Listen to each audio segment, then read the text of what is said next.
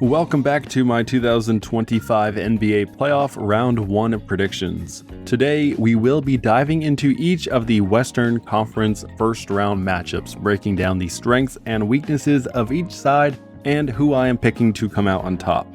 Before we get started, please do me a big favor and like the video, as it helps me out far more than I think you guys realize, and subscribe for more future basketball related content. I am trying to hit 1 million subscribers before you finish the video, so let's make that happen. Starting things off with the number 1 Oklahoma City Thunder taking on the number 8 Memphis Grizzlies. The team I found myself watching the most down the stretch was the Memphis Grizzlies, as I just loved their energy. They are a fun team that fought very hard to earn this 8th spot in the bracket, but they easily find themselves in the most difficult matchup of all of the first round. OKC is the best team in the NBA, and it probably is not even close. The Thunder are number 3 in scoring per 100 in the entire league, as well as top 10 in 2-point and 3-point shooting, as well as first in the league in surrendering the fewest turnovers. They also have the number 1 defensive rating overall, force the most turnovers on their opponents, and limit their opponents to the worst 2- and 3-point shooting percentages in the league. And the Thunder are not just really good at everything, they are also extremely deep. They will play a 10-man rotation, and they are all legitimate NBA players who would have a meaningful role for any contending team. Memphis not only does not have nearly as deep a rotation, but a lot of their team does not match up well. Ja Morant, Desmond Bane, and Scottie Pippen Jr. are pretty good creators, but Shai Gilgeous-Alexander, Jalen Williams, Alex Caruso, Lou Dort, and Cason Wallace are all better defenders who will greatly hinder them, and are crafty offensive players who they can't stop. Jaren Jackson Jr. has the physical tools to be great and can shoot, but his understanding of defensive rotations, moving without the ball on offense, and rebounding are just non-existent. And Zach Edey is a massive rebounder and dunker, but OKC's interior of Chet Holmgren and Isaiah Stewart are way too long, mobile, and skilled for him to have success. The Grizzlies are in over their head, but they shouldn't feel too bad given most teams in the postseason likely wouldn't stand a chance either. I am picking the Thunder to win this series in 4. Up next, we have the number 2 Houston Rockets versus the number 7 Golden State Warriors. Houston is the most heavily disrespected top 4 team in all of the playoffs this year. Throughout the last few weeks of the regular season, all the talking heads kept bringing them up as the one team anyone should want to play above the play-in. You better know though that the Houston players have heard this noise and they want to prove the doubters wrong. Sure, they have a lot of youth, but veteran leaders Fred VanVleet, Dillon Brooks, and Steven Adams are also very important to what they do. They have racked up 130 playoff games through 15 years between them.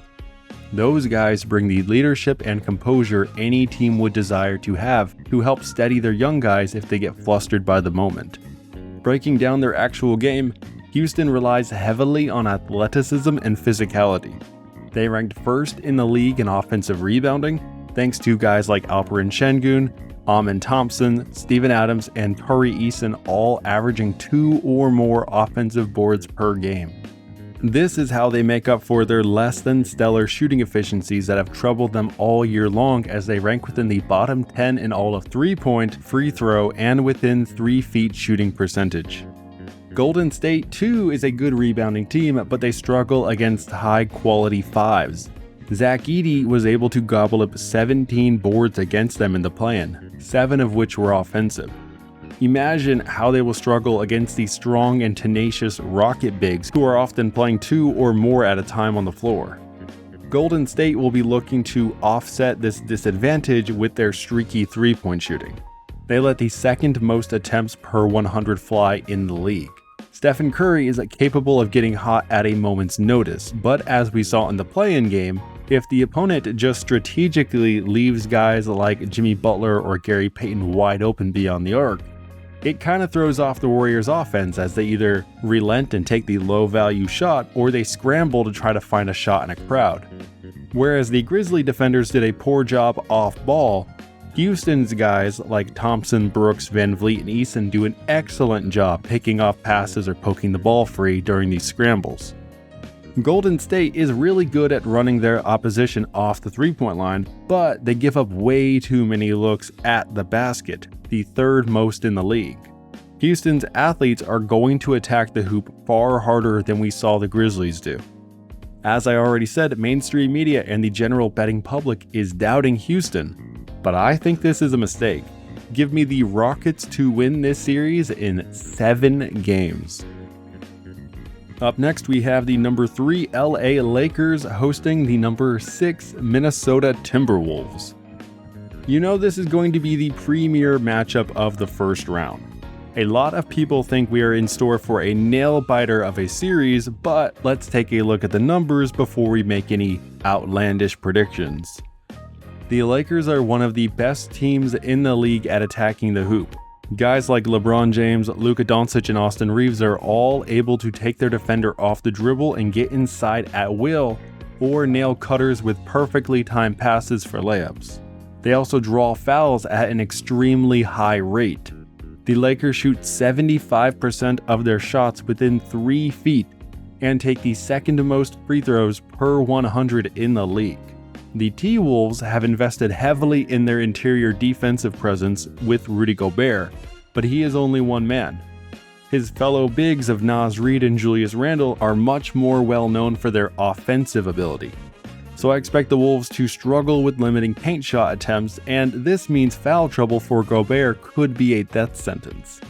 Jaden McDaniels will probably play a lot of defense at the 5 in the series, which could hurt them. But Minnesota does have the edge with their shooting. Mike Conley, Dante DiVincenzo, and of course Anthony Edwards are all lights-out shooters from deep. Minnesota ranks top 6 in the league in both three-point shooting volume and accuracy. LA packs the paint defensively, strategically giving up threes in order to focus more on rim defense and rebounding, so Minnesota will need to knock down their threes. But another genuine issue for LA is their lack of a quality center. They don't have a good rotation player taller than 6'9", and that's LeBron. Jackson Hayes starts for them at the 5, but he almost is completely unplayable. If it weren't for the fact he is an American 7-footer who jumps high, he wouldn't be in the NBA. This is where Naz Reid is going to be counted on to do damage. Reid is a very strong shot creator, well known for his shooting, but it is his off-the-dribble rim attacking that will be most heavily relied upon in this series.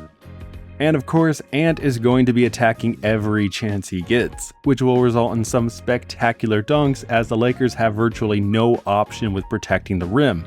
Even though I know I just said they do pack the paint pretty well and limit paint shots, if you can get inside, they're not stopping you. Of course, the Lakers have 3 of the best shot creators in the sport. It is really hard to bet against Luka Doncic and LeBron James. Still though, I think the Wolves are just built way too well to take on this team. I am taking Minnesota to win this series in 6 games. And for the final matchup of the first round, we have the number 4 Denver Nuggets versus the number 5 LA Clippers. This will be the most brutal series in all of the first round. No matter what happens, one team will be walking away from this one feeling like a massive disappointment. Starting with the MVP in the room, Nikola Jokic will be the best player on the floor, and will no doubt have some of the greatest stat lines the NBA playoffs have ever seen. Denver ranks within the top 5 in the league in both shot volume and accuracy within 3 feet, as well as free throw attempts per 100. This is thanks to not just Jokic, but also fellow talented passers Aaron Gordon and Jamal Murray, as they all have an exceptional ability to hit cutters off of down screens. Denver's bread and butter is layups and dunks, as they ranked first overall in the NBA in percentage of their looks of this variety. This will be tough to defend for LA, as though they have some good perimeter defenders in Kawhi Leonard, Chris Dunn, and Derrick Jones Jr., they actually sacrifice the 4th highest shooting efficiency to their opponents at the rim. Ivica Zubac just had a career year and is a solid enough interior defender, but his weak side rotation offers very little deterrence, and LA doesn't really have anybody else taller than 6'8" they can count on to help out at the rim. The Clippers, meanwhile, see their greatest strength come from those perimeter defenders as they force the 8th most turnovers in the league, as well as relent the 2nd fewest offensive boards. This greatly reduces the amount of shot attempts their opponents get off, giving them the 3rd best overall defense in the NBA.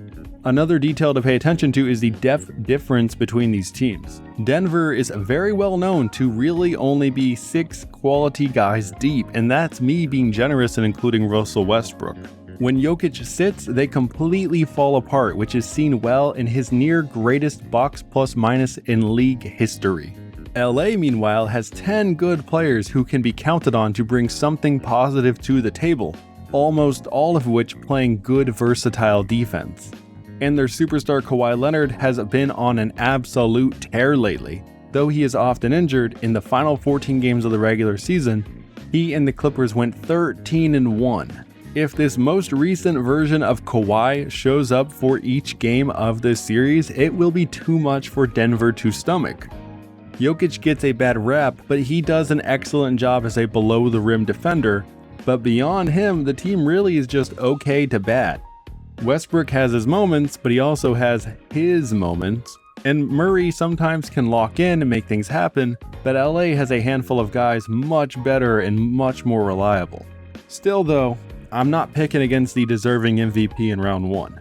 I really like the Clippers, but I don't like betting on Kawhi Leonard. Give me the Nuggets to win this series in 7 games. So there you have it, my final Western Conference Round 1 predictions. I am really excited to watch some great basketball this year, and I hope you guys are too. Please let me know your picks down below, as well as like the video if you have not already, and subscribe to stick around for more basketball related content. I will see you all next time.